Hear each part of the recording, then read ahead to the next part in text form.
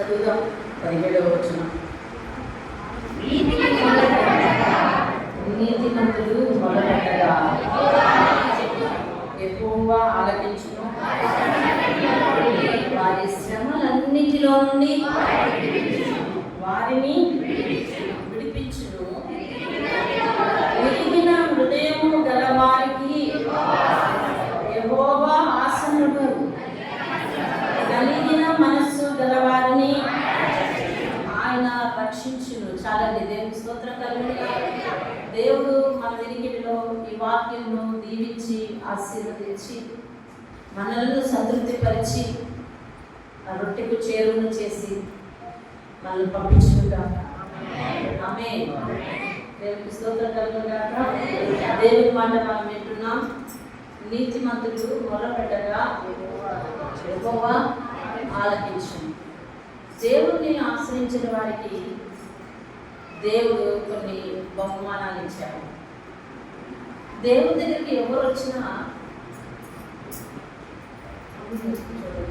దేవుని దగ్గరికి ఎవరు వచ్చినా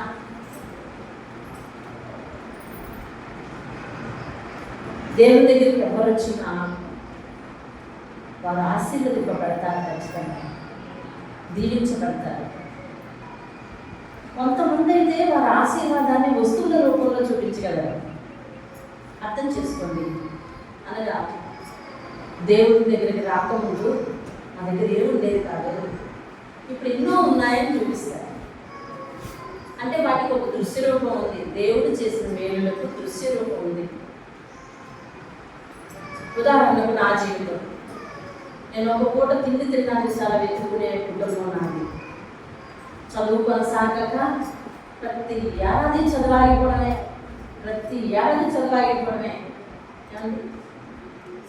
అలాంటి పరిస్థితి నాది. కానీ ఈరోజు దేవుడు ఇదిగో నాకు అన్నీ ఇచ్చాడు, ఇదిగో నాకు ఉద్యోగం ఇచ్చాడు అని చూపించుకోవడానికి బాహ్య రూపమైన ఆశీర్వాదాలు చాలా ఉన్నాయి. అంటే దేవుడు ఆశీర్వాదానికి కొలత ఇవన్నీ బాహ్య రూపమైన ఆశీర్వాదాలు. వస్తు రూపం చూపించండి అంటే చూపించడానికి ఉన్నాయి. ఏది నీకు దేవుడు ఎలా చూపించడం చూపించి అంటే చూపించడానికి ఉన్నాయి. ఇవన్నీ వినండి జాగ్రత్తగా. దేవుడు మనకిచ్చిన ఈ చూపించే ఆశీర్వాదాల కంటే, దృశ్య రూపమైన ఆశీర్వాదాల కంటే, నా ఇంటి వస్తువులు నా చిన్నతనంలో గుర్తున్నాయి. మేము ఇల్లు మారితే ఇంత మూట వస్తువులే, ఇప్పుడు 2 బళ్ళు. ఇవన్నీ వస్తు రూపం. ఏది దేవుని నన్ను ఆశీర్వదించడం చూపించు అంటే చూపించడానికి ఉన్నాయి. వినండి, దేవుడు మనకి ఇచ్చేవి కేవలం కంటికి కనిపించే వస్తు రూపమైన ఆశీర్వాదాలే కాక, కంటికి కనిపించినటువంటి ఏది చూపించు అంటే చూపించడానికి వీలేదు, కానీ మనస్సున వాటిని కలిగి ఉండి గొప్ప ధైర్యంగా జీవించడానికి వీలు కలిగి అనేకమైన అదృశ్యమైన ఆశీర్వాదాలతో దేవుడు మనల్ని నడిపిస్తూ ఉంటాడు. ఆమేన్. అందులో మొదటిది, నీ ప్రార్థన నేను ఆలకిస్తాననే మాట. నువ్వు మొర్ర పెట్టక నేను వింటాను అనే మాట. ఏమండి, నువ్వేం చెప్తే అది నేను చేస్తాను అనే ఒప్పందం ఇద్దరు మనుషుల మధ్య ఉంటుంది. ఎప్పుడైతే ఆ మనిషి చెప్పింది ఈ మనిషి చేస్తున్నాడో, నా మాట వింటాడు అనే ఆనందం. నా మాట వింటాడు, వినడమే కాక నేను ఎలా చెప్తే అలా చేస్తాను. ఈరోజు ఆ తీరులో ఉన్న బంధం నువ్వు దేవునితో ఏర్పాటు చేయడానికి దేవుడు వీలు కల్పిస్తున్నాడు. అంటే నేను మొర పెడతానంట, నేను ప్రార్థన చేస్తానంట, ఆయనేమో ఆలకిస్తాడంట. ఆలకించి రెస్పాన్స్ లేదు. దానివల్ల చెప్పేవారికి ఆనందం ఉందా? లేదు. వినేవారికి ఆశీర్వాదం ఉందా? లేదు. కానీ ఇక్కడ దేవుడు నీకు ఇచ్చిన తలాంత ఏంటో తెలుసా? నీవు మొర్ర పెడితే నేను ఆలకించి నిన్ను విడిపిస్తాను. హల్లెలూయా. దావీదు భక్తుడు అంటున్నాడు, అమ్మా వినాలి వినాలి, చాలా శ్రమపడ్డావు, వినాలి. దేవుడు అంటున్నాడు, దేవుని గురించి భక్తుడు అంటున్నాడు, నా అంతరంగంలో విచారములు హెచ్చగా నీ గొప్ప ఆదరణ నాకు నెమ్మది కలిగించింది అంటున్నాడు. దేవుని స్తోత్రం. అంటే విచారములు హెచ్చిన వారు దేవునికి ప్రార్థన చేస్తే దేవుడు వారి ప్రార్థన విని రెస్పాండ్ అయ్యాడు. ఇక్కడ దేవుని స్తోత్రం. మనకి కనిపించినటువంటి ఒక అదృశ్యమైన శక్తి దేవుడు. అతడు మన మాట వింటున్నాడు, మనల్ని చూస్తున్నాడు, మనకు రెస్పాండ్ అవుతున్నాడు, మన బాధలలో ఆయన ఆదరిస్తున్నాడు, మన మనములు వింటున్నాడు, మన కష్టాన్ని అర్థం చేసుకున్నాడు. అంటే ఈజ్ అలైవ్. అతడు సజీవుడై మన మధ్య బ్రతికి ఉన్నవాడు. హల్లెలూయా. ఏది చూపించు అంటే నేను ఎక్కడ తెచ్చేది? ఏది చూపించు అంటే ఎక్కడ తెచ్చేది? కానీ నా ప్రార్థనలకు, మన ప్రార్థనలకు కార్యరూపాన్ని దేవుడు ఇస్తున్నాడు. వాటిని ఆనందించి అనుభవిస్తున్నాడు. చూశారు? అప్పుడు కదా చూపించగలరు. ఇవి ఎవరు చేశారు, ఈ కార్యం ఎవరు చేశారంటే దేవుడు చేశాడని చెప్పగలరు. అందుకంటే ముందు నా ప్రార్థన ఆలకించి దేవుడు నాకు ఉన్నాడని నేను అంటాను. నువ్వేమో చూపించటం నేను ఎక్కడ తేను? నా జీవితంలో దేవుడు నా మనవి ఆలకించి నాకు కార్యం చేసి నన్ను నిలబెట్టిన రోజు ఉంటుంది చూసావు, నన్ను ఆశీర్వదించిన రోజు ఉంటుంది చూసావు. ఆ రోజు ఇదిగో అని చూపించగలను. దేవుని స్తోత్రం. అంటే దేవుడు మనకిచ్చిన ఒక వెపన్, ఒక ఆయుధం. దేవుడు మనకిచ్చిన ఒక చూపులకు అందరి ఆశీర్వాదం. ఎందుకు దేవుడు మన ప్రార్థన ఆరాధిస్తాడన్న ధైర్యం. హల్లెలూయా. మన జీవితంలో కష్టం వచ్చింది లేదు, ఆ దేవుడు ఉన్నాడు. ఇందులో నుంచి బయటికి రాసిస్తాడు. దేవుడు నా జీవితంలో ఎన్నో ఎదుర్కొన్నారు, ఎన్నో కష్టాలు తెలుసా. బట్ అన్నిటి విషయంలో దేవుడు నమ్మిన దగ్గర నుంచి మా ఇంట్లో ఉన్న ఒక ఆయుధం ఏమిటి అంటే ప్రార్థన. దేవుడు మన ప్రార్థన ఆలకిస్తాడు, మనల్ని విడిపిస్తాడు. ఖచ్చితంగా ఈరోజు కష్టంలో ఉన్నాం, కానీ రేపు సాక్ష్యం వేదిక దగ్గరికి వెళ్ళి సాక్ష్యం చెప్తాం. నా సేవా అనుభవంలో నేను అందరికీ చెప్పింది ఏంటంటే, ఈరోజు కష్టంలో ఉన్నావు, నువ్వు చేయవలసిన ప్రార్థన ఏంటో తెలుసా? ప్రభువా, ఈరోజు నేను కష్టంలో ఉన్నాను, ఈరోజు శ్రమలో ఉన్నాను, నేను ఎప్పుడు సాక్ష్యం చెప్తానో నువ్వు విడిపించాలి. నన్ను సాక్ష్యపు వేదిక దగ్గరికి అంత బేగా తీసుకెళ్తానో నాయన అని ప్రార్థించాను. మన జీవితంలో రేపు కష్టాలు వస్తాయా రావా? వచ్చినప్పుడు నీ ప్రార్థన ఎలా ఉండాలి? అరే నిన్న వరకు చల్లగానే ఉన్నాను, మొన్న వరకు కష్టాల్లో ఉంటే విడిపించినట్టుగా విడిపించి మళ్ళీ కష్టాలు పెట్టినదా అని దేవుడు ప్రశ్నించడానికి వీల్లేదు. దేవుడు మనకిచ్చిన ఒక అద్భుతమైన ఆయుధం ఏమిటి తెలుసా? ప్రార్థన. ఆ ఆయుధాన్ని పట్టుకొని దేవుడి దగ్గరికి వెళ్ళిపోతే ఆయన అంటున్నాడు, నేను నీ ప్రార్థన ఆలకించి నీ శ్రమలను నుంచి విడిపిస్తాను అంటున్నాడు. హల్లెలూయా. ఇది మనిషికి ఇచ్చిన భరోసా కాదు, మనిషికి దైవం ఇచ్చిన భరోసా. మనిషి ఇచ్చిన భరోసా కాదు, మనిషికి దైవం ఇచ్చిన భరోసా. దేవుని స్తోత్రం కలుగుతుంది. హల్లెలూయా. మాట దేవుడు చెప్పమంటున్నాడు.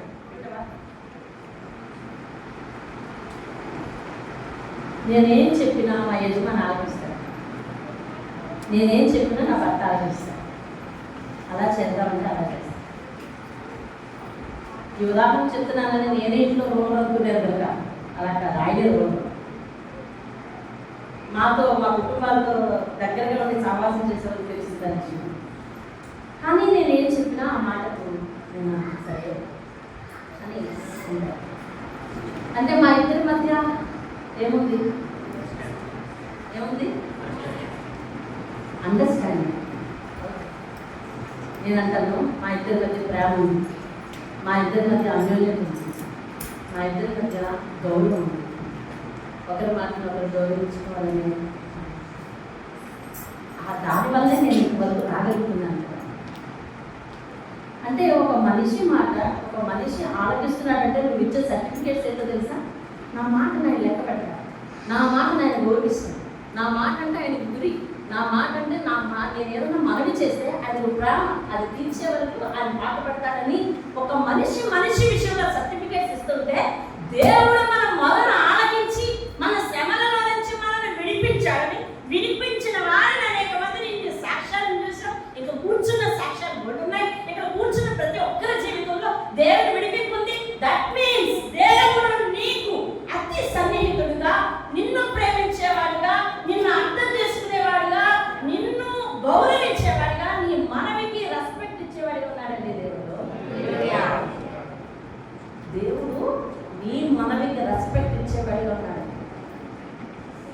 దేవుని నువ్వు గౌరవించాలి. కానీ దేవుడు నీ మాటలు కొట్టివేయకుండా ఈ పరిచర్యలో నేను మీలో చాలా మంది పనులు పెట్టేస్తున్నాను, వాళ్ళు వచ్చి చేస్తున్నాను. దాని కనుక నాకు ఆనందం కలుగుతుంది. విన్నందుకు వారికి ఆశీర్వాదం వస్తుంది. దేవుడట ఇక్కడ రివర్స్ చూడండి, మనిషి మాట మనిషి మొన్న దేవుడు ఆలోచిస్తున్నాడంట, రెస్పాండ్ అవుతున్నాడంట. నేను ఇప్పుడు చెప్తాను, నా మనకి దేవుడు ఆలకించాడంటే నన్ను ఆయన ప్రేమిస్తున్నాడు. నువ్వు చెప్పు, నీ మనవి ఆలకించాడా దేవుడు? ఎప్పుడైనా నీ కార్యం చేశాడా? అయితే చెప్పు, దేవుడు నన్ను ప్రేమించి.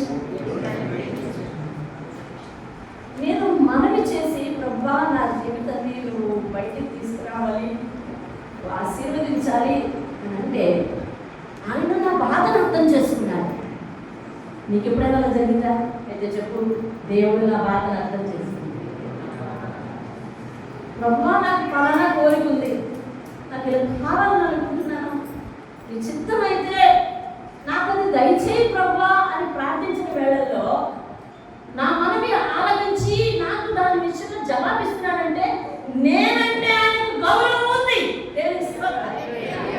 చెప్పు, నీ మనవులు ఎప్పుడైనా ఆలకించారా? అంటే చెప్పు, నేనంటే ఆయనకు గౌరవం ఉందని చెప్పండి. నేనంటే ఆయనకు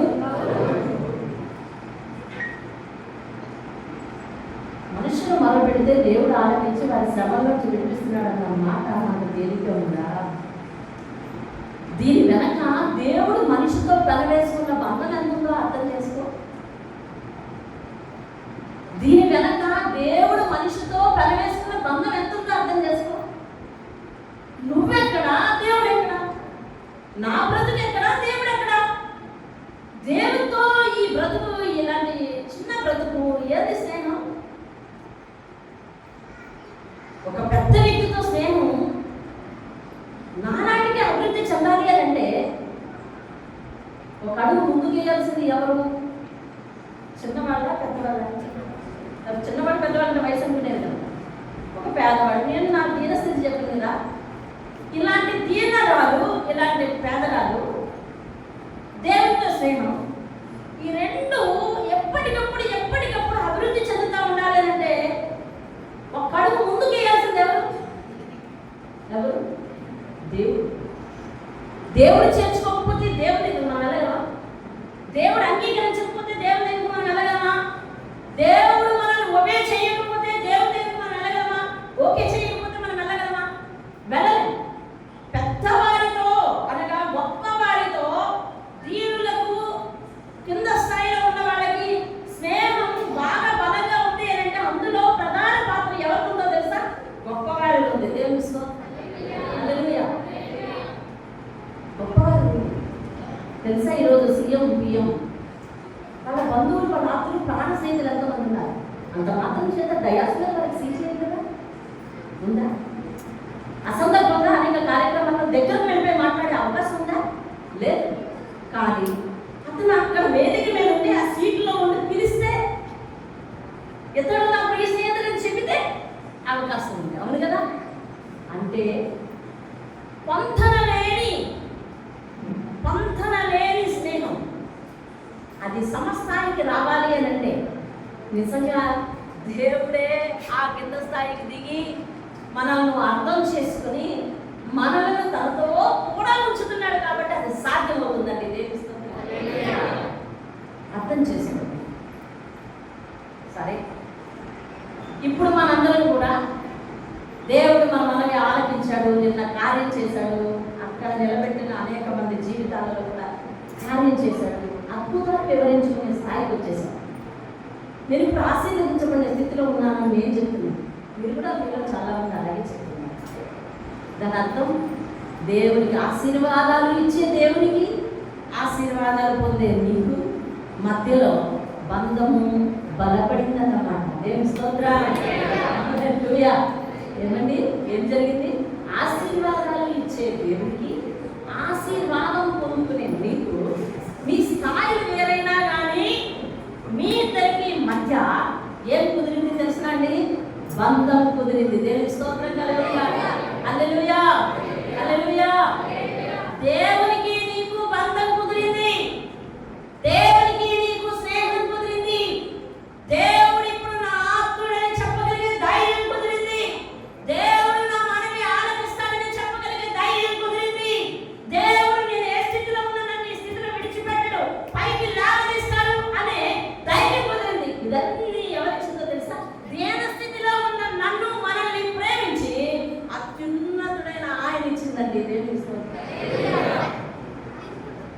అత్యున్నతుడైన ఆయన ఇచ్చిందండి.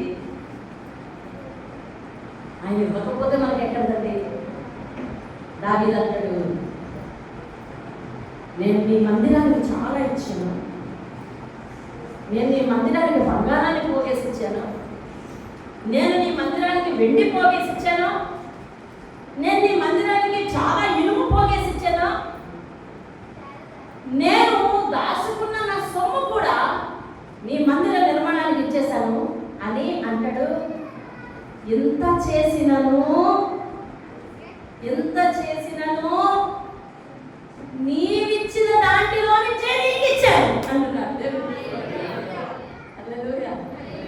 ఆ మాట వింటే నిజంగా దేవుడికి అది చేశాను ఇది చేశాను అంటా ఉంటాను. ఎప్పుడో అవగాహన లేనప్పుడు మాట్లాడుతుంటాం కదా, నిజంగా శరీరం చచ్చిపోయినట్టు అయిపోతుంది. దేవుడికి ఏంటంటే మనం ఇచ్చేది అట్లా, దేవుడికి ఇచ్చేది ఏంటండి? నువ్వు దేవుడికి ఏమి ఇచ్చావు? దేవుని కోసమే నేను మార్చుకున్నాను అంటాడు. అయ్యో నీ కోసం అయ్యా మార్చుకున్నావు. దావీదు అంటున్నాడు, ఏమంటున్నాడు తెలుసా? నేను బంగారం ఇచ్చాను, వెండి ఇచ్చాను, ఇనుము ఇచ్చాను, కట్టెలి కలపిచ్చాను, ఎన్నో ఇచ్చాను. అయ్యా ఎంత చేసినాను ఇవన్నీ నీవిచ్చిన దాంట్లో నుంచి నీకు ఇచ్చాను అంటే మనిషి ఏ చేతులతో నిలబడ్డాడు చెప్పండి? ఇదిగో చేతులతో నిజానికి దేవునికి ఏమి ఇచ్చినా చెప్పండి ఏమంటారు? ఇచ్చుకోండి. నీతిమంతుడు మొరపెట్టగా యెహోవా ఆలకించును, వారి శ్రమలన్నిటిలో నుండి ఆయన వారిని విడిపించును. దేవుని స్తోత్రం హల్లెలూయా. వారి శ్రమలలో నుండి దేవుడు వారిని విడిపించును. అయితే నీతిమంతులు మొరపెడితేనే అలా జరుగుతుందండి. ఆ పాయింట్ వదిలేసుకున్నాను. ఎవరు మొరపెడితే జరుగుతుంది? నేను నువ్వు కాదు, నీతిమంతులు మొరపెడితేనే అలా జరుగుతుంది. ఎవరా నీతిమంతులు? నీతిమంతులు ఎవరు? మీ ప్రార్థనకు కార్యం జరిగింది ఎప్పుడైనా? మీ ప్రార్థన సఫలమయ్యేది ఎప్పుడైనా? అంటే మీ ప్రార్థన ఆలకించడా దేవుడు? ఎవరు ప్రార్థన ఆలకిస్తానని ఇక్కడ రాశాడు? అయితే నువ్వు నీతిమంతులు ప్రార్థన చేస్తే వింటున్నాడు. నీతిమంతులు మొరపెట్టగా యెహోవా ఆలకించునన్నాడు. మనం మొరపెట్టము, దేవుడు జవాబిచ్చాడు. దాని అర్థం నీతిమంతుని జాబితాలో నీకు చేర్చాడు.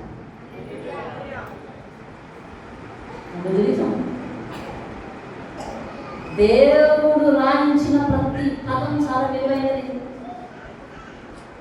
అంటే ఇప్పుడు చెప్పు, నా ప్రార్థనకు దేవుడు ఆలకించి నాకు ఉద్యోగం ఇచ్చాడండి, నా ప్రార్థన ఆలకించి మంచి భర్తను ఇచ్చాడండి, నా ప్రార్థన ఆలకించి మంచి పిల్లలు ఇచ్చాడండి, నా ప్రార్థన ఆలకించి ఇది తెలట్లేదు.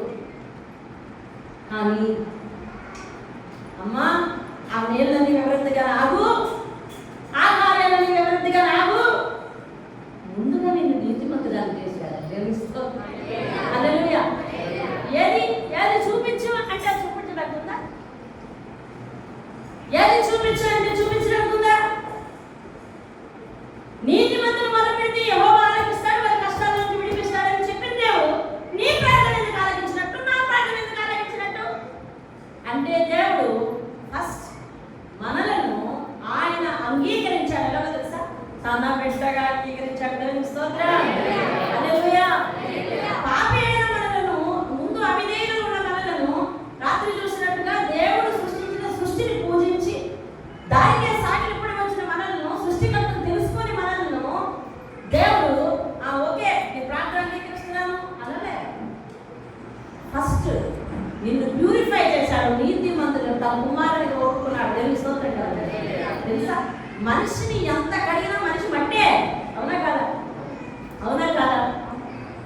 మనం ఈరోజు స్నానం చేస్తున్నాం, మళ్ళీ వచ్చే వారానికి అంటే బాగుందా? బాగలేదు. సాయంత్రానికి ఒళ్ళు మట్టి పడుతుందండి. సాయంత్రానికి ఒళ్ళు మట్టి పడుతుంది.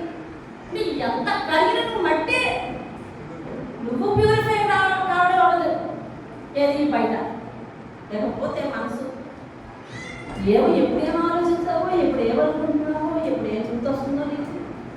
మనిషిగానే బయటకు కనిపిస్తున్నావు, కానీ మనసులో ఏం మెదులుతుందో. అసలు ఏ సమయంలో ఎప్పుడు ఏం జ్ఞాపకం చేసుకుంటావు? నీ కళ్ళల్లో ఏ దృశ్యాలు పెట్టుకుంటావు? నీ మనసులో ఏ దృశ్యాలు తలుచుకుంటావా? అసలు నీ ఆలోచన విధానం ఏంటో? అయ్యో అలా ఉండాల్సింది ఇలా ఉన్నాను, ఇలా ఉండాల్సింది అలా ఉన్నాను, అలా ఎలా చేస్తారో అది అలా ఎలా అనుభవిస్తారు, అలా ఒకసారి ఏమన్నా కోరికలు ఇలా ఏమన్నా నిన్ను వేధిస్తున్నాయేమో. అసలు నీ మనసునే ఆ గుహలో ఏమున్నాయో ఎవరికి తెలియదు కదా. కాబట్టి ఆ హృదయం దేవుడు అడుగుతారండి, ఎవరు కాలేదు. కానీ దేవుడు ఏమంటాడు తెలుసా? నా బిడ్డ అయినందున నేను నీతిమంతుడిగా చేస్తున్నాను. దేవుడు ఏది ఎలా చేశాడు చూపించి అంటే, కంటికి కనిపించే ఆశీర్వాదాలను చూసే ఇదే దేవుడు ఇచ్చిన ఆశీర్వాదం అంటున్నా.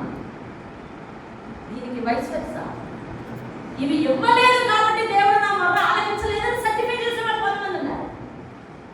దేవుడు నేను అడిగానండి కానీ అది ఇవ్వలేదండి. ఇంకేమా ఇవ్వలేనందున సర్టిఫికేట్ చేసిన వాళ్ళు ఉన్నారు. ఇచ్చిన తర్వాత ఇదే ఆశీర్వాదాలు కూడా ఆగిపోయిన వాళ్ళు ఉన్నారు. సరే వారి విషయం పక్కన పెట్టండి. దేవుడు నీ మొర ఆలకించే కంటే ముందు నిన్ను తన కుమారుడుగా కుమార్తెగా అంగీకరించాడు. ఇది మనకు చాలా గర్వించదగిన ప్రతిష్ట.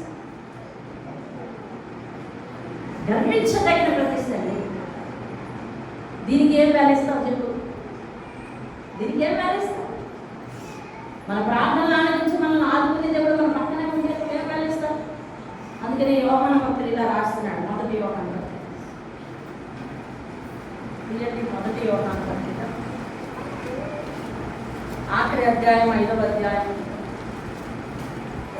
14వ వచనం. ఒక్కరు చదవండి. ఆయనను బట్టి మనకు కలిగిన ధైర్యం ఏదనగా ఆయన చిత్తానుసారముగా మనం ఏది అడిగినా ఏంటది? ఆ మాటతో కూడా చెప్పండి. ఆయన మన మనవి ఆలకించిన. ఆయన మన మనవి ఆలకించిన. శిరీష ఏమన్నది వాక్యం? ఆయన మన మనవి. ఇది ఎవరి వల్ల కలిగిందన్న ధైర్యం? నేను ఇందాక చెప్పాను కదా, దేవుడు ఇందాక మనతో మాట్లాడినాడు కదా. ఒక దీన స్థితిలో ఉన్న వ్యక్తికి, అత్యున్నత ఉన్న స్థితిలో ఉన్న దేవునికి స్నేహం కుదరాలంటే ఎవరి ముందు అడిగేయాలి? దేవుడు. కాబట్టి ఆయనను బట్టి మనకు కలిగిన ధైర్యం ఏంటంటే మనం ఏం చెప్పినది ఆలోచిస్తాడు దేవుడు. హల్లెలూయా. కాకపోతే కొంత ఆలస్యం అవుతుంది. కొన్ని విధాలుగా దేవుళ్ళు మనల్ని నలగబడుతున్నాడు. దయానికి వినను. నేను గొప్ప శ్రమలో ఉన్నా వెళ్తున్నాను. కుటుంబం అంతా అటు వ్యాధి బాధల చేత, ఆకలి బాధల చేత, మూడవ కోణంలో కుటుంబ సభ్యులందరి చేత అవమానాల చేత మేము నలిగిపోతున్న సందర్భంలో, ఒకనొక సందర్భంలో అయితే ఆత్మహత్యకు పాల్పడే స్థితి మా తల్లి నిర్ణయించుకుందండి. ఇంకా లాభం లేదుగా, వీళ్ళకి ఏదో మందు కనిపించేసి నేను కూడా ఏదో తాగేస్తే గొడవ వదిలిపోద్ది, ఈ కష్టాలు మనం భరించలేము అనే పరిస్థితి. ఆ రాత్రి దేవుడు మాట్లాడాడు, నేనున్నానమ్మా, మీ కుటుంబాన్ని ఆదుకునే దేవుడు నేను ఉంటాను, ఎక్కువగా పనిచేస్తున్నాను.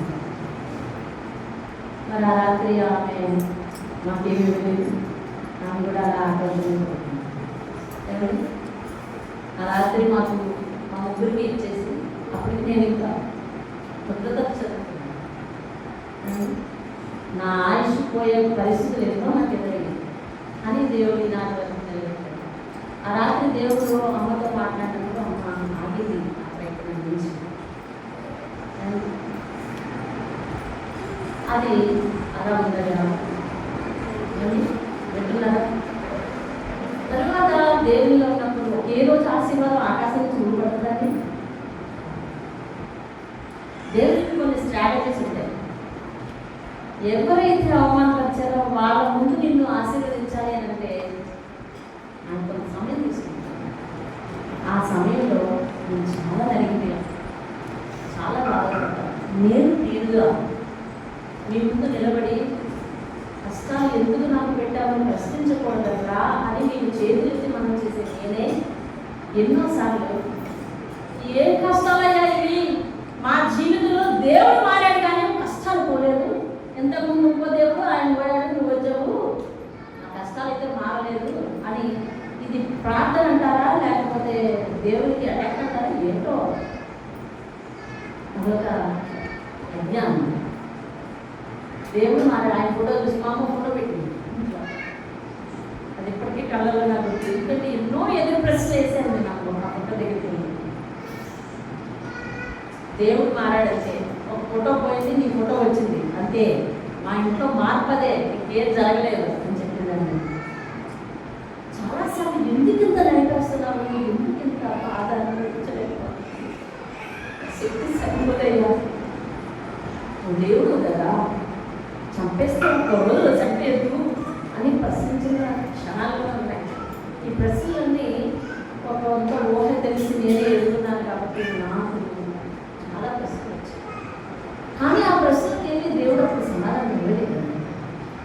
అంచనంచగా ఎవరైతే మమ్మల్ని తోలనాడారో వారందరి ముందు హెచ్చించి వారందరూ కూడా ఇలా చూసేటట్టు చేసి నోరు వెళ్ళబెట్టేలా చేసి మా జీవితాలను ఆశీర్వదించి మమ్మల్ని ఇప్పుడు సేవలను నడిపించిన తర్వాత అసలు ఎందుకంటే శ్రమలు పెట్టాడు అని ఇప్పుడు అర్థమవుతుంది. ఎవరైనా వచ్చి ఏదైనా సమస్య చెప్తే అబ్సల్యూట్లీ అదే సమస్యలో నేను కొన్నాళ్ళ క్రితం ఉన్నాను, మీరు వచ్చి సమస్య చెప్తే కొన్నాళ్ళ క్రితం నేను ఆ సమస్యలో ఉన్నాను, ఈ వచ్చి సమస్య చెప్తే కొన్నాళ్ళ క్రితం నేను ఆ సమస్యలో ఉన్నాను. కానీ దేవుడు నన్ను బయటికి తీశాను. ఈరోజు నేను వారితో ఏం చెప్పగలుగుతున్నాను తెలుసా, నీకున్న సమస్య నా జీవితంలో నాకు ఉండేది, కానీ ఆ సమస్యలో నన్ను బయటికి తీసిన వాడు ఎవరంటే దేవుడు. మనమే ఆలకించును అనే ధైర్యం దేవుడు ఇస్తాడు. కాబట్టి ఆ దేవుడిని నువ్వు కలిగి ఉంటే నీకు దేవుడు వినిపిస్తాడు అని అదే మాట ఇప్పుడున్న చాలా మందికి నేను ఆ మాట చెప్పాను లేదా మీకు మీతో గుర్తుకు రావాలి. దేవుడు ఈ నలుగు పాట, ఈ ఉద్యోగం లేని పరిస్థితి, ఈ మాట వినని పరిస్థితి, ఇంట్లో గొడవలు సమాధానం లేని పరిస్థితి, గొడవలు అంటే మా ఇద్దరు భార్య భర్తలు కాదు, మొత్తం కుటుంబ వ్యవస్థ అదో మా ఇద్దరు భార్య భర్తల మధ్య ఈరోజు వరకు విడిపోవాలి అనే పరిస్థితులు కానీ, కష్టాల్లో విడిచి ఉండాలి అనే పరిస్థితులు కానీ, వారి వలన వారి తల్లిదండ్రుల వల్ల నాకు నా తల్లిదండ్రుల వారికి ఎన్నో కష్టాలు ఎదుర్కొన్నాను. నాకు కలిసి కట్టగలను ఇది కాదు, బాహ్యం నుంచి మేము ఎన్నో సమస్యలు ఎదుర్కొన్నాం. తల్లిదండ్రులతో కలిసి మేమందరం ఉండేటప్పుడు బాగా సమస్యలు ఎదుర్కొన్నాం. కానీ వాటన్నిటికీ దేవుడు విడుగుడిచ్చాడు. కానీ ఎందుకు ఇంత సమస్యల్లో పెట్టావు అని అడిగిన రోజు మాత్రం మాకు సమాధానం పెట్టలేదు. ఈ రోజు తెలుస్తుంది, ఎవరే సమస్యతో వచ్చినా దేవుడు విడిపిస్తాడు. కొంతకాలం వెయిట్ చేయాలి.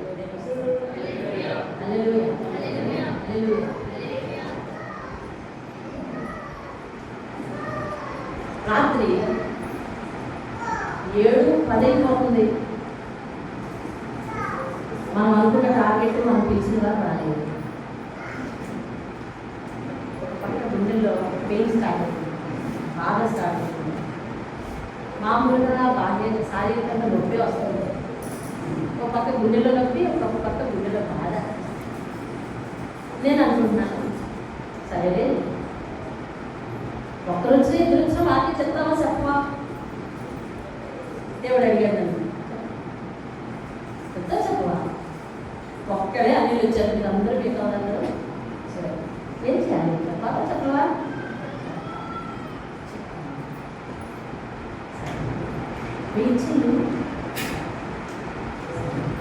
ఆ 7:10 సమయాన్ని 7:40 దాకా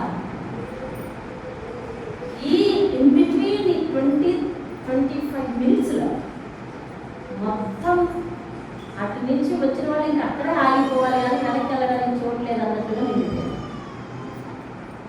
దేవుడు అంటున్నాడు, waiting reveals vast blessings. Not waste, vast. Meaning vast, meaning మీకు తెలుసా? వాస్ట్ అంటే అధికంగా ఉంది,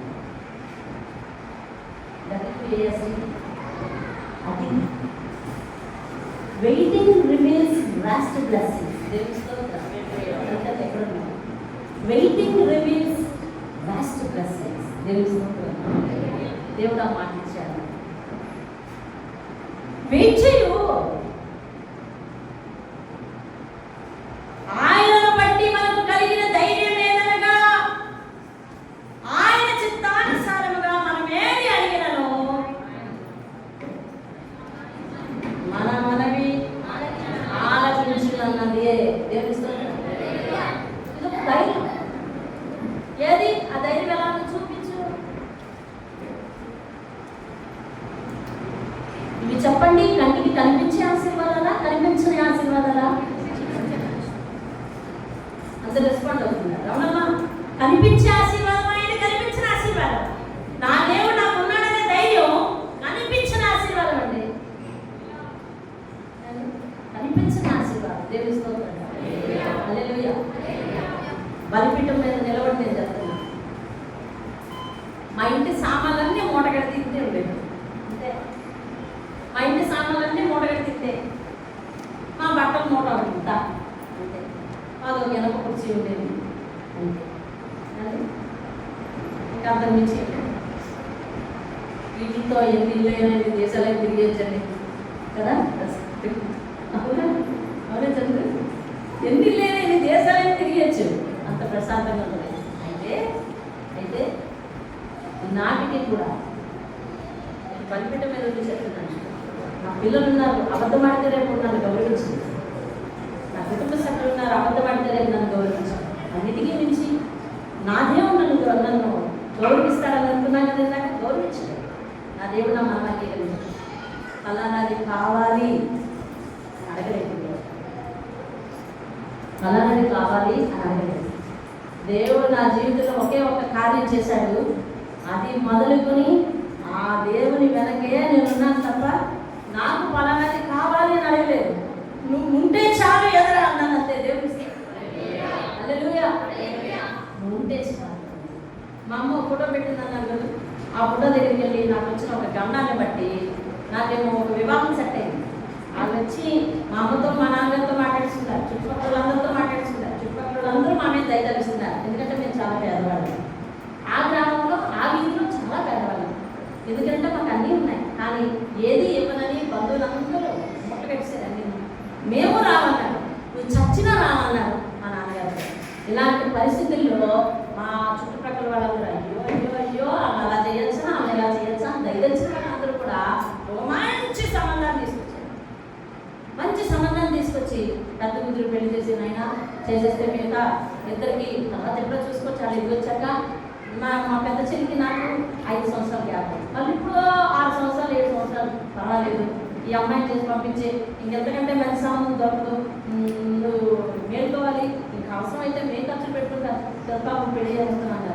మా అమ్మ మా నాన్న మా బాబాయ్ ఎంత ధైర్యం ఇస్తున్నారు. వీళ్ళు దేవుడు చేసిన మేలనేది, దేవుడి కోసం కుటుంబాన్ని విడిచిపెట్టుకొచ్చినందుకు దేవుడు బంపర్ ఆపరిస్తున్నారని మా తల్లిదండ్రులు అనుకున్నాం. అర్థమవుతుందండి. మేము అప్పుడే కుటుంబాన్ని విడిచిపెట్టి బయటకు వస్తాను. ఇక వాళ్ళు బయటకు వస్తారు, ఇక ఇంటిలో కూడా పంచలో కూడా ఉండాలి, బయటకు వస్తారు. పోసేసిన తర్వాత వచ్చింది బెస్ట్ ఆఫర్ ఇది. మా తల్లిదండ్రులు ఏమంటున్నారంటే అబ్బా సూపర్ బంపర్ ఆఫర్ అండి ఇది, కాబట్టి చేసేద్దాం. వాళ్ళు ఇల్లు చూసుకుని వచ్చారు. వాళ్ళు బాగా ఆస్తి పనులండి. హైదరాబాద్ నగరంలో కాలేజ్ ఏరియా ఎదురుకుండా ఇల్లు అది అంతా బాగుంది. బాగుందంటే బాగుంది. నన్ను పిలిచి చెప్పారు, నువ్వు చెప్పద్దు, నువ్వు ఒప్పుకోవాలి అని. ఇలాగే అన్నాను. అయిపోయిన తర్వాత ఆ ఫోటో దిగుతుంది. అప్పుడు బాధ రాలేదు. స్కూల్ తెరిచారు, ఇక్కడ మాటలేమో బాగా బలపడిపోతున్నాయి. వాళ్ళు ఒక ఆర్డర్ వేశారు, స్కూల్కి వెళ్ళడానికి వీళ్ళేది మానిపించారు. ఇంకొక ఎంత రోజుకి పెళ్లి లేదు కదా, పెట్టేసుకున్నాం, మొత్తాలు పెట్టేసుకున్నాం అని వాళ్ళు అక్కడి నుంచి ఆర్డర్ వేశారు. వీళ్ళిద్దరు ఇక్కడ ఆర్డర్ అవలంబించారు. చిన్న స్కూల్లో వెళ్ళలేదు, కూర్చుంటే నేను అప్పుడు 10వ తరగతిలోకి వెళ్ళాలి. 9 పాస్ అయి 10లోకి వెళ్ళాలి. ఇలాంటి కష్టం వచ్చింది నా జీవితంలో. నేను సమయాన్ని చూస్తున్నాను, మనం ఇవాళ తీసుకోవాలి. కింద మన కోసం చాలా వెయిటింగ్ ఉంటుంది. కాబట్టి ఎవరు తిరిగి పడద్దు, జాగ్రత్తగా. ఇలాంటి సందర్భం వచ్చింది నా జీవితంలో. వాళ్ళు మళ్ళీ ఒక ఫోన్ చేశారు ఒక వారం తర్వాత. వచ్చే లక్షణాలు మేము వచ్చి పసుపు పోసుకుంటాం, వాళ్ళు పసుపు పోసుకుంటాం అంటారంట. పసుపు పోసుకుంటాం, అప్పుడు పిల్ల మాదని ఖాయం చేసుకుంటాం. ఆ తర్వాత మూటాలు పెట్టుకున్నాం. మా నాన్నగారు అడిగారు, అదేమది పసుపు పోయడానికి వచ్చినప్పుడే మొత్తం పెట్టి వచ్చిందా అని అంటే తర్వాత పెట్టుకుంటా ఉంటాను. మాకు అర్థం కాదు. సరే అందరూ ధైర్యం ఇస్తున్నారు, అందరూ ధైర్యం మేము ఉన్నాం, ఒప్పుకోవాలి ఒప్పుకున్నారు, అయిపోయింది. వస్తామని కబురు పెట్టారు, ఇంకా వారం ఉంది. అప్పుడు స్టార్ట్ అయింది నా గుండెల్లో నడక, రైళ్ళు పరిగెడుతున్నాయి. అంటే అప్పటికే స్కూల్ తెచ్చి 16 రోజులు అయిపోయిందండి, లెక్కేసుకుంటున్నాను ఏమైపోయిందో అక్కడ. అప్పటికి నేనే అన్ని విషయాల్లో స్కూల్లో అన్ని రంగాల్లో నేనే కష్టం. అలాంటిది ఈవేళ 4 వారాల మంది కూర్చుండిపోయాను. చాలా బాధ కలిగింది. ఆ ఫోటో దగ్గరికి వెళ్ళి ఒకటే ప్రశ్నించాను, ఇంతకాలం ఎన్ని కష్టాల్లో నలిగిపోతున్నా నేను ఏది ప్రశ్నించలేదు. నువ్వు దేవుడు అయితే దీన్ని ఎలా తప్పిస్తావో అలా తప్పించు. నేను చిన్నప్పటి నుంచి ఏ ఆట ఆడలేదు, ఒక టీచర్ ఆట తప్ప. ఒక్క టీచర్ ఆట తప్ప నేను ఎవరితో ఏ ఆట ఆడలేదండి. కనీసం టీచర్ అయ్యే యోగ్యత నా భక్తుకి లేదని నాకు తెలుసు. అది నువ్వు కూడా ఇవ్వలేవు, లేదా ఫోటో చూసి నువ్వు కూడా ఇవ్వలేవని నాకేమొద్దు. భగవద్గీత చదివిస్తే నేను ఏ విషయం కుట్టుకోవడానికో దేనికోనైనా పనిచేస్తాను. కాబట్టి ఏ 10వ తరగతి చదివానంటే అప్పట్లో కోసం చెప్పండి, నేను అప్పటికే కుటుంబ గడవడం కోసం 6వ తరగతి పిల్లలకు, 3వ తరగతి పిల్లలకు, 4వ తరగతి పిల్లల కోసం చెప్పేదాన్ని. ఇలాగైనా బతకడానికి బాగుంటుంది, కనీసం 10వ తరగతి అయినా చదివించు, నువ్వు దేవుడు అయితే ఆ పని చేసి పెట్టు, అప్పుడు నువ్వు దేవుడు అని నమ్ముతాను అనుకున్నాను. ఎవరితో చెప్పలేదు. అమ్మన్న మాటకి నాన్నన్న మాటకి నేనేం చేస్తున్నానంటే బొడుగుతున్నాను అంతే. అయిపోయింది. రాత్రి పడుకున్నాను, దేవుడు నాకు దర్శనం ఇచ్చాడు. ఆ దర్శనంలో మా క్లాస్మేట్ ఒక ఆయన చల్లని వస్త్రాలు కట్టుకుంది, బంగారంలో మెరిసిపోతుందంట. అది ఎగురుతుంటే ఒక పెద్ద సంచి పట్టుకొచ్చానండి, పెద్ద సంచి ట్రాన్స్పరెంట్గా ఉంది.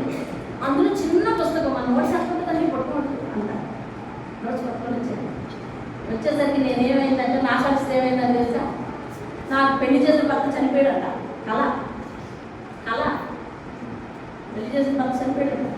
ఇంకా నేను ఆ బొట్టు చేరుకుని ఆ గాజులు పాల్గొని గోడకు అలా కుట్టేసుకొని ఏడ్చేస్తుంటే వెనకాతలు వచ్చి ఇలాగ నా భుజమే చేస్తే నేను వెనక్కి తిరిగి చూస్తే ఈయన బాబు. ఏమైంది ఏడుస్తున్నావు అని అంటే ఆ ప్రశ్న పదాన్ని గట్టిగా చూశాను. ఏమైందంటవా, జీవితం నాశనం అయిపోతే ఇంకేం కావాలి, జీవితం నాశనం అయిపోయింది కదా అని అంటే అప్పుడు చాలా నెమ్మది. నేను ఇంత గట్టిగా మాట్లాడుతున్నా, ఆయన నెమ్మదిగా మాట్లాడుతున్నాడంటే స్వరం. ఆ స్వరం ఇప్పటికీ నా చెవుల్లో మారుతుంది. ఎందుకమ్మా భయపడుతున్నాను, ఇందులో పుస్తకం తీసుకొచ్చాను. ఈ 16 రోజులు స్కూల్కి రాలేదు కదా, ఇందులో అదంతా ఉంది, రాసేసుకో. ఈ పుస్తకం నీ దగ్గర ఉంచుకో. ఎంత చదువు చదవాలనుకుంటా అంత చదువు అంతా ఇందులోనే ఉంది. నువ్వు ఆపితేనే కానీ చదువు ఆగిపోదు. ఇకపోతే ఆ వివాహం విషయం ఏమీ అవ్వదు. అతనికి మద్రాస్ అపోలోలో ఊపిరితిత్తుల ఆపరేషన్ చేశారు. అతడు 1 వారం రోజులు లోగానే చనిపోతాడు, ఖచ్చితంగా 1 వారం రోజులు చనిపోతాడు. కాబట్టి నీకు వివాహం కాదు. అతడు వాళ్ళు పసుపరచుకోవడానికి రాదు. నా మాట నమ్ము, నీ స్నేహితుడిగా నేను చెప్తున్నాను అనేసి ఈ సాక్ష్యం మీతో చాలాసార్లు పంచుకున్నాను. అలా మీకు వచ్చింది అమ్మ బాబోయ్ అని తీసుకొచ్చిందండి. ఇప్పుడు చెప్పనా తెల్లవారు చెప్పనా అని ఆలోచించుకుంటూ ఉదయం వేశాక నేను ఎక్కువ సమయం తీసుకుంటున్నాను, కానీ అది నా జీవితం నిజ సాక్ష్యం. మా అమ్మగారికి చెప్పాను లేచాక.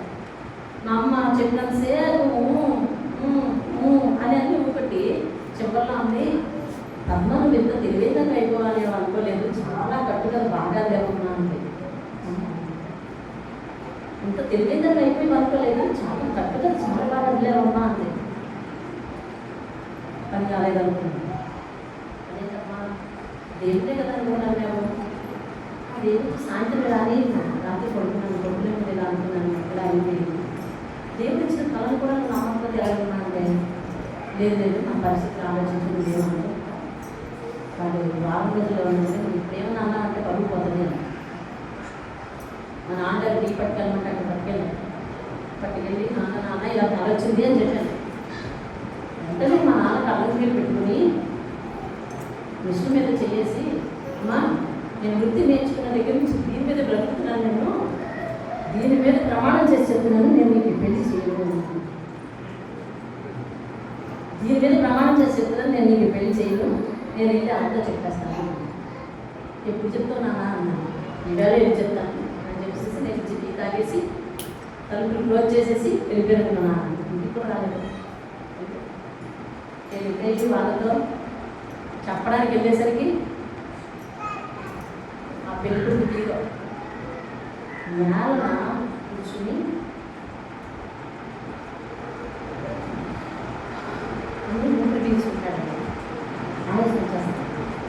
అది మూటలు పెట్టుకుందామంటే అన్ని ఒప్పుకోలేదు. అంటే ఈ పరిస్థితి ఎలా ఉందో చూసి పెట్టుకున్నాను, ముందు ఖాయం చేసేసుకున్నా.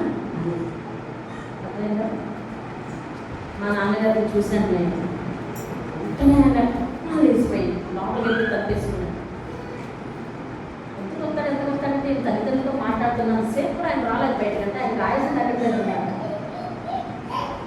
చెప్పారు. ఆవిడ ఎన్నో నిద్రలేసింది.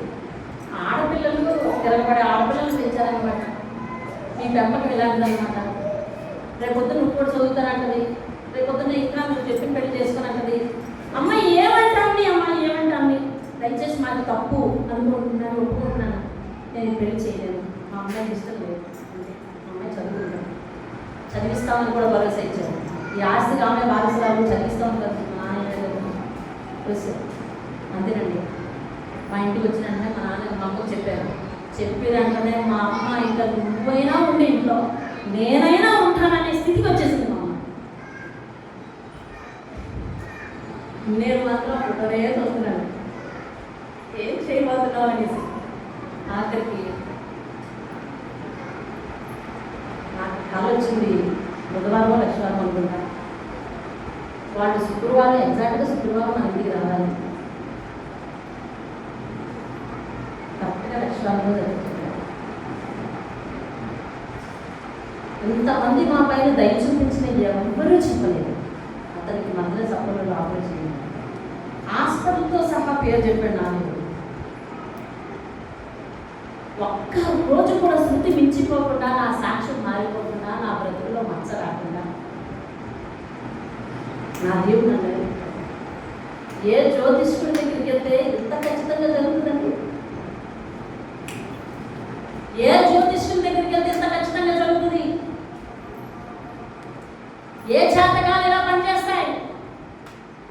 నా దేవుడికి నా చెయ్యి కూడా చూపించలేదు. నా దేవుడు నా స్థితిని చూశాడు, నా జీవితంలో జరగబోయేదని చూశాడు, నా మనవి విన్నాడు, నా మనవి ఆయన అనుమతించాడు, మన మనవి ఆలకించాడు. ఆలకించునన్నదే ఆయన ఇచ్చిన ధైర్యం దెబ్బతో మొత్తం మా మీద ధైర్యం వచ్చిన వాళ్ళందరూ సైలెంట్ అయిపోయింది. ఆ సముద్రం చూసినాడు సముద్రం ఇక్కడే ఒక సూర్యుడు పెట్టిన జరుగుతుంది. చాలా కాలం అయిన నాకు కోపం లేదు. విషయం తెలిసి కూడా చెప్పలేదు. నా జీవితాన్ని ఇలా పనిచేయాలనుకున్నాడు. నేను సేవలోకి వచ్చిన తర్వాత ఆయన పిలిచి చిన్న పిలిచి మాట్లాడాను. నేను సేవలోకి వచ్చిన తర్వాత అంతవరకు నాకు కోపం ఉండింది. నేను సేవలోకి వచ్చాక ఆ కోపాలు కూడా వదిలిపెట్టుకున్నాను. సర్లేదు చిన్న పిలిచి మాట్లాడి పలకరించాను. అంటే చెప్పండి, దేవుడు మన మనం ఆలోచిస్తారా?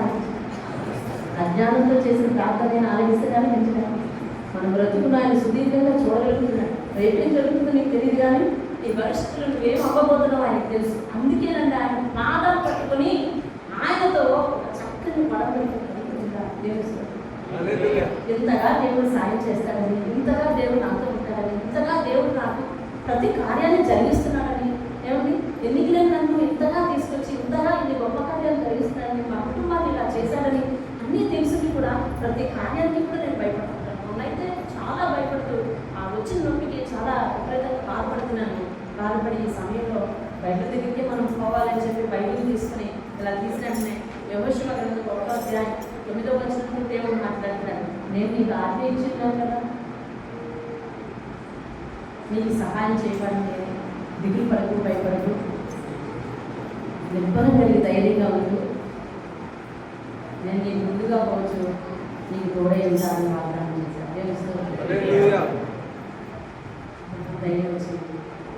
వాగ్దానం ఇచ్చి తన మాట నిలబెట్టుకునే సత్యవంతుడు మనం కలిగి ఉన్న దేవుడు. ఇది ఆస్తి. మనకి ఏది చూపించు అంటే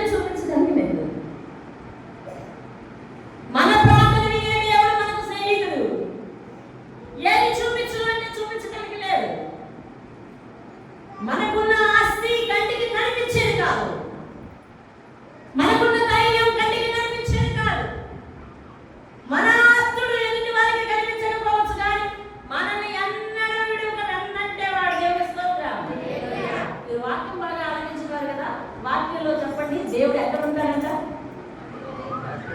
చెప్పండి.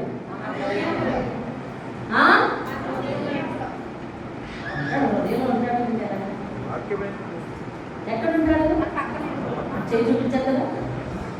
ఇంటి మాట తీసుకుంటాను. ఎవరు చెప్పారు తెలిసి మాట? యోగు చెప్పాడు. దేవిస్తుంది మన దగ్గరే ఉన్నాడు, మన సమీపంలో గడిచిపోతున్నాడు. కానీ ఆయనను మనం దృష్టించలేము. ఈరోజు దేవుణ్ణి తెలిసి కూడా దేవుని సరిగ్గా ఆరాధించక, దేవుని శక్తిని ఆశ్రయించలేక, అందరికీ దేవుడు నాకు దేవుడు నచ్చి అని అనుకునే వాళ్ళు కూడా వాళ్ళ జీవితంలో దేవుడు పక్కనే ఉన్నాడని, దేవుని మాట వినకపోతే ఇచ్చే ఆశీర్వాదాలు ఆయన పట్టుకెళ్ళిపోయినా మనం ఏం చేయలేమని వాళ్ళకి తెలియదు. యోబు దగ్గర నుంచి అన్నీ పట్టుకెళ్ళిపోతే యోబు ఏమన్నాడు తెలుసా? ఆయన మన సమీపంలో ఉన్నాడు, మన సమీపంలో కొనుక్కొచ్చున్నాడు, ఆయన పట్టుకొని పోవగా ఎవరు ఆయన్ని అంటగలరు అని అడుగుతున్నాడు. అంతే. దేవుని స్తోత్రం. ఆయన పట్టుకొని పోతుంటే ఇప్పుడు నాకు ఇచ్చింది, నేను ఆయన మాట వెళ్ళలేదు, చూస్తున్నాడు పక్క నుండి లాభం లేదు తీసేయాలని చెప్పేసి పక్క నుండి పట్టుకెళ్ళిపోతుంటే ఎవరండి అంటగలరు అంటాడు. దేవుని స్తోత్రం. ఇదే మాట నువ్వు జ్ఞాపకం చేసుకుని దేవుడు ఎప్పుడు నీ పక్కనే ఉంటాడు. దేవుని స్తోత్రం. నీ కష్టములో, నీ నష్టములో, నీ వ్యాధుల బాధలు, అవమానాలు, నిందలు అన్నిటిలో కూడా దేవుని స్తోత్రం కలుగుతుంది. నా జీవిత సాక్ష్యాన్ని ఒక మాటలో చెప్పమ్మా అంటే నేను ఒక మాట చెప్తా. ఒక సెంటెన్స్. ఏం తెలుసా? నేను నా జీవితంలో ఏ సందర్భానికి ఏ కన్నీరు కార్చానో ఆ ప్రతి కన్నీటి బిందువుని వెలకట్టి, ఏ సందర్భంలో కార్చిన కన్నీటికి ఆ సందర్భంలో దేవుడు నాకు వెల చెల్లించండి. హల్లెలూయా. ఒకే సెంటెన్స్ లో ఇంకెత్తి ఏ సందర్భానికి కన్నీరు కార్చానో ఆ సందర్భానికి ఆ కన్నీటికి వెలకట్టి మళ్ళీ తిరిగి నాకు రీపే చేస్తాను. దేవుడు ఆయనంత పర్ఫెక్ట్, ఆయనంత యథార్థం. అందుకని దేవుడి గురించి ఒక మాట ఒకే మాటలో చెప్పాలంటే ఆయనే సత్యము, ఆయనే జీవము, ఆయనే పరలోకానికి మార్గం. అంతే. దేవుని స్తోత్రం. ఇంకంతే. దేవుడి కొరకు మనం తెలుసుకోవచ్చు. దేవుడు ఆయన నిత్యుడు, యుగ యుగములో జీవించే దేవుడు. ఆయన సత్యుడు, సత్యమైన దేవుడు. ఆయన మాట్లాడేది యథార్థం, ఆయన ఇచ్చిన వాగ్దానాలు యథార్థం, ఆయనతో మన బంధం యథార్థం. ఆయన సత్యుడు, ఆయనే మార్గం. పరలోకానికి మనిషి ఎదుర్కొనే మోక్షానికి ఆయనే మార్గం. దేవుని స్తోత్రం. దేవుని కోసం ఒక్క మాటలో చెప్పాలంటే కదా, ఆయనే సత్యం, ఆయనే. దేవుని స్తోత్రం. హల్లెలూయా, హల్లెలూయా. దేవుడు మాటను దీవించి ఆశీర్వదించుకున్నాడు. అయితే ఒక మాట దేవుడు జ్ఞాపకం చేస్తున్నాడు. ఆ మాట నేను చెప్పి నేను ముగిస్తాను. మీరు బైబిల్ తిన్నామంటే ఒకటి తీసి చూడాలనుకుంటే కనుక కీర్తనలు 21వ అధ్యాయం తీయండి. కీర్తనలు 21. దావీదు జీవితం చాలా దీన జీవితం. అలాంటిది ఆ దావీదట తన పెదవుల్లో నుంచి ప్రార్థన చేస్తుంటే అట దేవుడు మానవ ఆయన ప్రార్థన అంగీకరించారండి. దేవుడు అంటే ఎవిడెన్స్ అనేది ఈయనట పెదవుల్లో నుంచి ప్రార్థన చేస్తాడట. మరి మనం మొదలు చెప్పుకున్న మాట ఏంటి? నీతిమంతులు మొరపెట్టగా యెహోవా ఆలకించును. దేవుని స్తోత్రం. నేను వాక్యం వింటున్నాను అన్నవాడిని చేయి చూపించేసాడు. ఎందుకు ఈ మాట అడిగారు? ఇది ఖచ్చితంగా వినాల్సిన మాట. మీరు మీ ఇంటిలో దేవుని పాదాల దగ్గర పెట్టవలసిన పెట్టుబడి ప్రార్థన. ప్రకాష్ విన్నారు? మీరు మీ ఇంటిలో దేవుని దగ్గర పెట్టవలసిన పెట్టుబడి ఏంటండి? ప్రార్థన. అది కూడా కుటుంబంగా వెళ్ళాలి. ఎక్కడికి?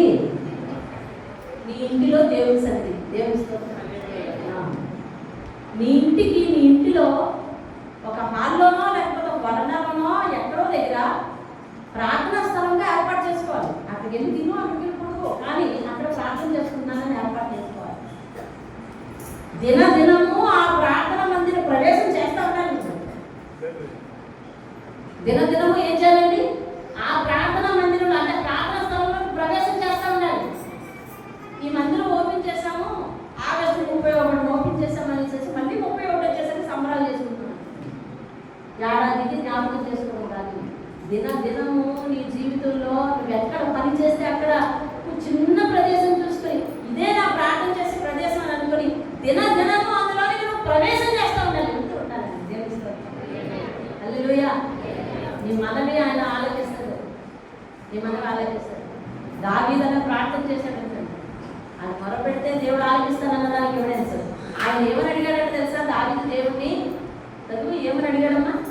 ఆయుష్ నిమ్మని అతని వరం అడగాగా. మీరు అధ్యాయం అంతా వెతుక్కోండి, దావీదు ఏమడిగాడు అది చూస్తే ఆయుష్ ఇమ్మని అడిగాడు అన్న మాట తప్ప మరి ఉండదు. చెప్పండి క్లియర్గా, దావీదు ఏమడిగాడు? ఎందుకంటే ఆయన ప్రాణగణంలో ఉన్నాడు, ఏమండి శత్రువతను తగ్గుతున్నాడు. ఎక్కడ చంపేస్తాడో అనేసి బాబు ఆయుష్ బతికించు ఇంక ఇదే అడిగాడంటండి. మీరు అధ్యాయం అంతా చివరికి తిరిగేసుకొని చదువుకోండి. ఆయన ఆయుష్ నిమ్మని వరమడగగా శ్రేయస్కరమైన ఆశీర్వాదాలతో ఆయన నింపుచున్నాము. ఆయన తల మీద అపరంజ కిరీటం పెట్టి మహారాజు చేసినాము. గౌరవ ప్రభావములతో ఆయన నింపాము. నీ రక్షణ అతనికి చూపించాము. దీర్ఘాయువునిచ్చి తృప్తిపరిచాము. ఏమి ఇచ్చాడంటండి? రక్షణ ఇచ్చాడంట, దీర్ఘాయువునిచ్చాడు, సదాకాలము నిలుచు అన్నారు. సదాకాలము నిలుచు దీర్ఘాయువునిచ్చి. అది చూసినా ఏ ఆయువు? ఏ ఆశభావం ఇది? సదాకాలము నిలుచు దీర్ఘాయువు. తెలుస్తోందండి, సదాకాలము నిలుచు దీర్ఘాయువు. నేను అడిగిందేంటి? దగ్గర చేయబోతుంది. సదాకాలము నిలుచు దీర్ఘాయువు ఇవ్వటమే కాక ఆయన తీసుకెళ్లి సింహాసనం మీద కూర్చోబెట్టి అపరంజి కిరీటం ఆయన తల మీద ధరింపజేశాడంట. అంతేగాక రక్షణ ఇచ్చాడంట, ఆయనకి గౌరవం ఇచ్చాడంట, ప్రభావం ఇచ్చాడంట. ఆయన కింద మాట ఉంటుంది, ఆశీర్వాద కారకుడుగా చేశాడంట. దేవుని స్తోత్రం. ఈ మాట మీరు అర్థం తెలుసుకోవాలి. కొత్తవారు పాత్రలకు అలవాటైపోయింది, దాని అర్థం కూడా మర్చిపోతుంది కూడా. వినండి మీరు కొత్తవారు. ఆశీర్వాదానికి కారణం అంటే నీ ద్వారా ఆశీర్వదింపబడతారు. సతీష్ గమనించాలి. మనం ఈవేళ సింపుల్ టుడే జాబ్కి వెళ్తాం, అప్పకొక్క ఈ 9 days అనుకుంటున్నాను. ఈ కమింగ్ డేస్ నేను ఎవరికి ఆశీర్వాదకారంగా చేస్తాను మీకు తెలియదు. ఆ సమస్య అందరికీ సఫలవుతుంది. 90 సమస్య ఇందులో 75% నమ్ముతుంది. నేను చెప్తున్నాను, మీ ప్రయాసం దేవుడు చూస్తాను. రాబోయే రోజుల్లో మీరు ఏమవుతారు తెలుసు. నేను కష్టపడుతున్నాను, నేను శ్రమ పడుతున్నాను, నేను ఇంతే. ఈ కష్టం నుంచి బయటికి రావాలని నా ఏం అనుకుంటున్నాను అనమాట. ఇంతగా ఇంతమందిలో నన్ను తీసుకొచ్చి పెడతాడని నేను ఊహించేది. నా ఊహకు అతీతం. ఊహం ఇచ్చిన కార్యాలను దావీదు అన్నాడంట, బాబు బతికించు బాబు అనుకుంటే అతడు ఏం చేశాడంట, తీసుకెళ్ళి సింహాసనం మీద కూర్చో బంగారం కిరీటం పెట్టి నీ ద్వారా ఎంతమందిని ఆశీర్వదిస్తామో ఇక్కడి నుంచి నీ రూలింగ్ ఆశీర్వదించు. అనేక మందికి ఆశీర్వాద కారకుడుగా అతన్ని చేసి ఉన్నాడంటే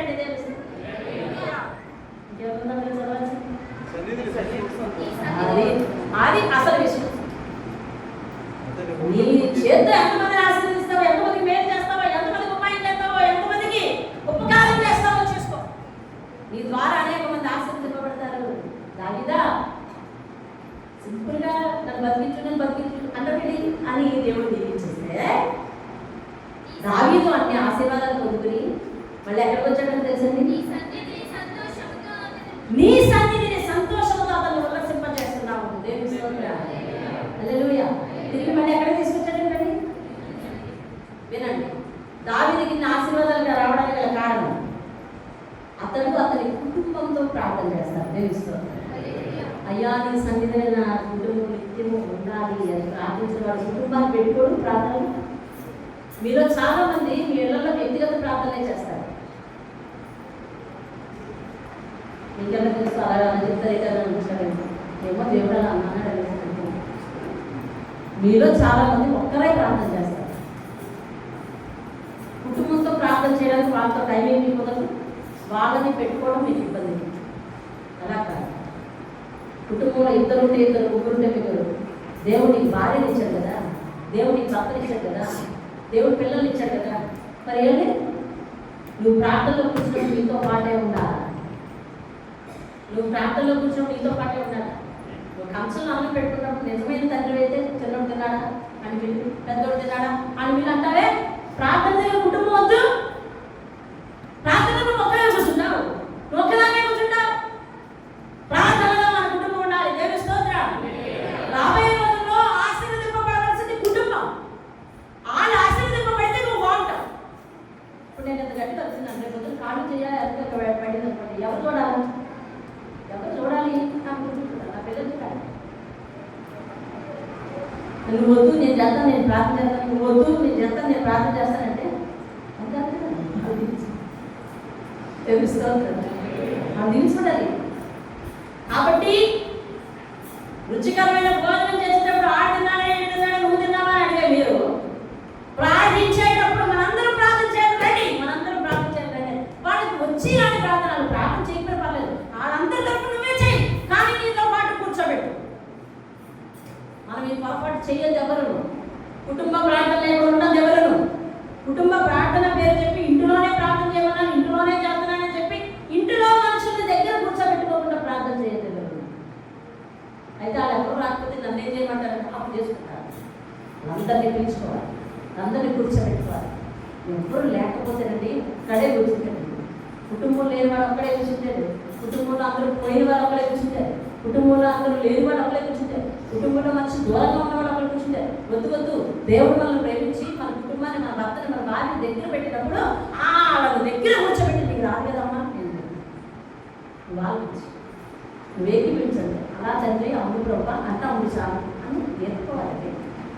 అంతేగాని కుటుంబంతో సైలెన్స్, నేను ప్రార్థన చేసుకున్నాను అని ఒక్కదాని మేము ఒక్కడమే చేసుకుంటాను. ఆడవాళ్ళు నేను ప్రార్థన 6 గంటలకు చేసుకోవాలనుకున్నాను సాయంత్రం, అంతే 6 గంటలకు నేను ప్రార్థనలోకి వెళ్ళిపోతున్నాను. వాళ్ళు అక్కడ ఆచారం ఉంది, వాళ్ళు అక్కడ ఏ కూర ఉందో మీరు వేసుకుంటారో తింటారో చెప్తారో నాకు అవసరం. నేను దేవుడికి మాట చేశాను అంతే, వెళ్ళిపోతున్నానని చెప్పేసి మీరు వెళ్ళిపోయి 2 గంటలు కలిపేసుకొని ప్రార్థన చేస్తున్నారు. ఇక్కడ పనులు వాళ్ళు భోజనం ఎవరు పెడతారు? బాధ్యతలు విస్మరించి కాదు, నువ్వు అలా చేసుకోవాలని అనుకున్నావంటే నువ్వు ఉదయం నుంచి కుటుంబానికి కోఆర్డినేషన్ చేసుకో. నేను ప్రార్థన చేయాలి, అందరూ సహకరించాలి. రిక్వెస్ట్ మేనర్ లేదు. సహకరిస్తే సరే, సహకరించకపోతే సహకరించాలి అన్నాడు, నువ్వు సహకరించు. వాళ్ళని నీ దారిలో దేవుడు ఎలాగ తీసుకొస్తారు తెలుసుకోవాలి. అంతే అంతేగా ఇదిగో నేను ఒడ్డు పడిసిన అక్కడ తింటారని అంటారు. నేను మాత్రం ప్రార్థన చేసేసుకోవాలని నువ్వు కలిపి చేసుకుందాం అనుకోండి. వాళ్ళు తింటారు బాగా అంత కలిసి భోజనం చేసేది, కలిసి ఉండేది ఏంటి చిక్కాలని అనుకుంటారు. అలా కాబట్టి కుటుంబంగా ప్రార్థన చేద్దాం. దేవుని స్తోత్రం కలిగి చంద్రంతని ఎంతమంది కుటుంబం ఇచ్చాడు మనకి? మనంతా దూర ప్రాంతాల్లో ఉద్యోగ పనుల మీద మీరు ఉన్నవారు మాత్రం మీకు వీలుగా చేసుకొచ్చేవారు. ఆ సమయంలో మీ కుటుంబం వాళ్ళందరినీ జ్ఞాపకం చేసుకుంటారు కదా. ఖచ్చితంగా మీ కుటుంబం దగ్గరికి వెళ్ళినప్పుడు ఖచ్చితంగా మీ కుటుంబంతో ఒక స్థితిని పడాలి, ప్రార్థన పడాలి. దేవుస్తుంటారు హల్లెలూయా. మళ్ళీ ఎప్పుడు వస్తారో మేము హాస్టల్లో ఉన్న పిల్లలు వాళ్ళ పిల్లలు ఇళ్ళకి వస్తారు. ఆ పిల్లల ఇళ్ళల్లో మా మందిరాలు, ఇది కూడా తప్పు. మళ్ళీ నీ కుటుంబం మందిరంలో ఎప్పుడు కలుస్తుంది? ఆ ప్రామాణికంగా ఎందుకు వదిలేస్తావు అసలు? నీ పిల్లలు మందిరాన్ని నడిపించుకోవాలి. అయ్యా ఇదిగో మళ్ళీ మా అమ్మాయి, మళ్ళీ మా అబ్బాయి హాస్టల్కి వెళ్ళిపోతారు, ఇదిగో కలిసి ఉందని కట్టాలి. నేను నా కుటుంబం వచ్చేసామయ్యా నీ మందిరానికి అని ఆయనతో చెప్పాలి. ఆయనతో మాట్లాడుతూ ఉన్నారండి. దేవుని స్తోత్రం కలుగుతుంది. హల్లెలూయా. ఒక్కసారి ఇదిగో మా అమ్మాయి బయటికి వెళ్ళింది, మళ్ళీ రావడానికి అంత త్వరగా అయిపోతుందా? మన వద్ద ఉంటుంది, కానీ మన దగ్గర ఉన్న అమౌంట్ తక్కువ. ఆమె ఫ్లైట్ టికెట్ వెళ్ళిపోవాలి కాబట్టి ఆమె పరిస్థితిగా రావడానికి వస్తాను అని చెప్పి అయితే ఇంకోమా అని మేమే చెప్పుకుంటామా అని చెప్పి. కానీ మన బడ్జెట్ తక్కువ, ఆదాయం బాగా ఎక్కువ. కానీ మళ్ళీ కుటుంబం కలగాలని ఇప్పుడు కుటుంబం ఏమో ఉన్నప్పుడు ప్రార్థనలు నిర్లక్ష్యం చేసి ప్రార్థనలో ఉండడం మానేసి వాళ్ళని కలుపుకోవడం మానేసి నువ్వు నీ పని చేసుకుని నేను ప్రార్థన చేసుకుంటానంటే ఎప్పుడు కలుస్తావు అసలు? అలా జరగడానికి వీలు. అదే చదువు పేరునా లేకపోతే ఏ పేరునైనా దేవుడు అన్నీ ఇస్తాడు. ఆయన మీద ఆధారపడి ఆ కుటుంబం దేవుడు మందిరానికి వచ్చాను. దేవుని స్తోత్రం కలుగుతాడు. వాక్యం దీవించుగాక. ప్రార్థన చేద్దాం. ఇప్పుడు వచ్చిన వాక్యాన్ని దేవుడికి ఎలాంటి భరోసా ఇచ్చాడు ఆలోచించు.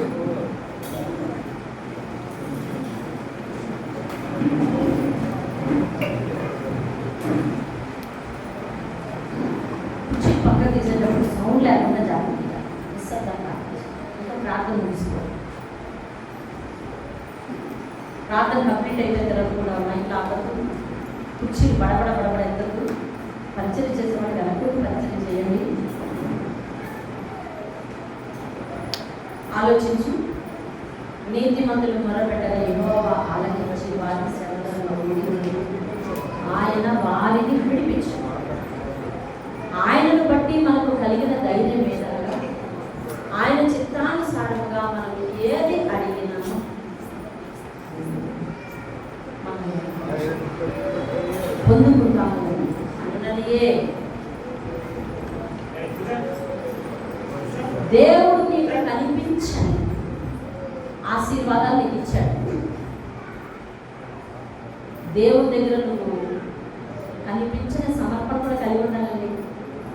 ఏది నీ సమర్పణ అంటే నువ్వు చూపించడానికి అవకాశం లేకపోవచ్చు, కానీ ఆయా సందర్భాలు తరుణాలు వచ్చినప్పుడు దేవుని పాదాలు విడవకుండా దేవుని సన్నిధిలో కనిపించాలి కదా.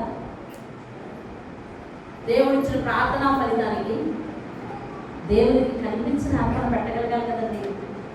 ఆలోచించు, దేవుడు ఏం మాట్లాడాడు, ఎంత భరోసా ఇచ్చాడు, నీ జీవితాన్ని ఎలా బయటకు తీసుకొస్తుంది.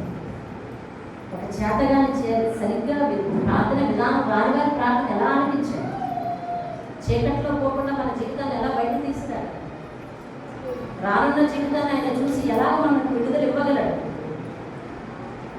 ఇవన్నీ జ్ఞాపకం చేసుకుంటున్నావు. అయితే సమయం వచ్చినప్పుడు నీ భక్తి విధానాన్ని చాటుకున్నావా?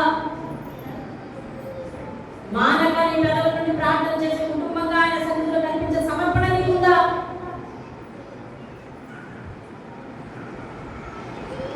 నీ ప్రార్థన ఆలకించిన శ్రమ నుంచి విడిపించాలనే భరోసా కనిపించకుండా ఆయన ఇస్తే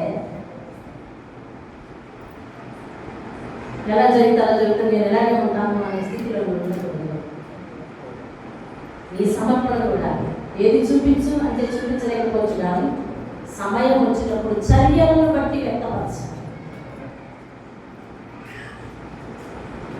సేవకులకు తపన, దేవుని వాక్యం అంటే ఆసక్తి, దేవుని సన్నిధి అంటే ప్రేమ మక్కువ, దేవుడి దగ్గరకు ప్రయాణం అంటే ఆ హృదయం ఒక్కొక్క ధనం, ఇవన్నీ నీ దగ్గర ఉంటాయి. దేవుడి ఇచ్చిన ఆశీర్వాదాన్ని చూసుకుని ఆయన ఇచ్చిన భరోసాను విడిచిపెట్టుకొని మనము పట్టించుకోకుండా ప్రయాణించాలి. నీ విన్న వాక్యాన్ని జీవితాన్ని అన్వయించుకొని పరిశీలించుకొని ఆయన దగ్గర ఒప్పంటావో అయినా అలా కాదంటావో ఏమంటావో ఆయనతో మాట్లాడు. రొట్టె నీ దగ్గరికి వస్తుంది, అది నీకు అందజేయబడుతుంది. పరిశుద్ధులే తండ్రి, బంగారు పాదాలకు వందనాలు చెల్లిస్తున్నాం. రొట్టె తీసుకోవడానికి సిద్ధంగా ఉన్నారు. వారు నీళ్ళ పేద లేకుండా అందరికీ ఇవ్వాల్సిన నాయన తండ్రి నన్ను పని నాకు అప్పగించావు కనుక నేను ఇవ్వడం ఆయన నువ్వు చెప్పిన పని చేయడం కనుక ఆయన నీ పనిని చేయడానికి నేనున్నాను. తర్వాత వారు నీతో నాయన చక్కని ఒప్పందం కలిగి ప్రభా నేను శుద్ధి అవ్వడం కోసం, నా జీవితం బాగుండడం కోసం నీవు నీ శరీరాన్ని చేర్చుకుని నీ రక్తాన్ని కాల్చి రక్తాభిషేకం నాకు ఇచ్చి పాప విమోచన కైదముగా నీ ప్రాణాన్ని పెట్టావా అని ఆలోచించి పశ్చాత్తాపడి పాత జీవితానికి స్వస్తి చెప్పి, పాత నిర్లక్ష్యాలకు పాత ఆసక్తికి స్వస్తి చెప్పి దాన్ని తీసుకోవడానికి సహాయం చేయండి. ఇచ్చిన తర్వాత నేను పక్కకి వెళ్ళిపోతాను.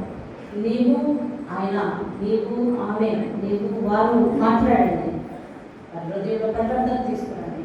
వాక్యం వెలుగులో వారి జీవితాన్ని సరిదిద్దుకోవడానికి సహాయం చేయండి. మనసు పూర్తిగా మార్చుకోవడానికి సహాయం చేయండి. నువ్వు కనిపించే భరోసా కలిగిస్తున్నావో కనిపించిన సమర్పణ క్రియలను చూపించే సమర్పణ కలిగి ఉండడానికి సహాయం చేయండి. మహిమ ఘనత ప్రభావం మీరే పొందమని రొట్టె వారి దగ్గర పెడుతుండగా వారిని క్షమించి అంగీకరించి వారిని దీవించమని అడిగి వేడుకుంటున్నాను. ఆమేన్.